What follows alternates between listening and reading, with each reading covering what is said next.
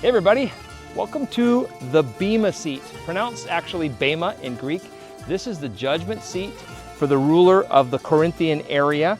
And this is where Paul was brought so that the Jews could have him punished for preaching the gospel.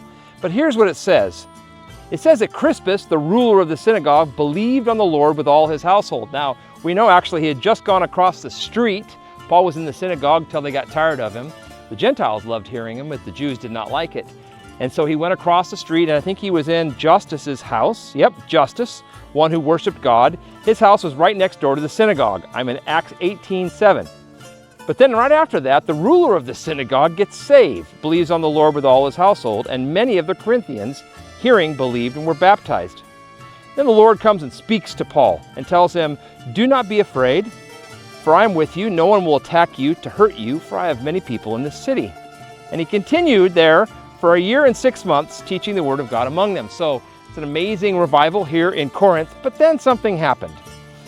When Gallio was proconsul of Achaia, the Jews with one accord rose up against Paul and brought him to the BEMA, to this.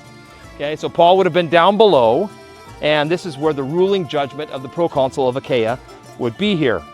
So they say, "This fellow persuades men to worship God contrary to the law."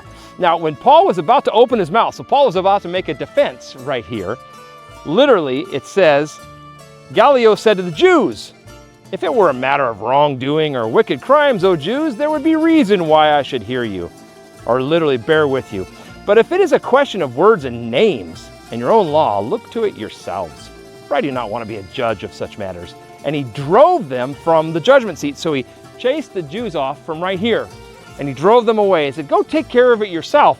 Now that didn't make the Jews who wanted Paul punished very happy. So what did they do? This is interesting. It says, he drove them from the judgment seat, and then all the Greeks took Sosthenes, the ruler of the synagogue. That's the replacement ruler of Justus, right? And beat him before the judgment seat. But Gallio took no notice of these things. That was right here. It was right before Paul returned to Antioch after getting his hair cut, which you already saw. I got my hair cut in Centria. Was right here. They were hoping that there would be punishment for Paul for preaching the gospel of Jesus Christ and the resurrection.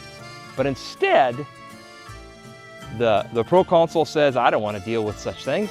And then the man who was bringing the charges ends up getting beaten.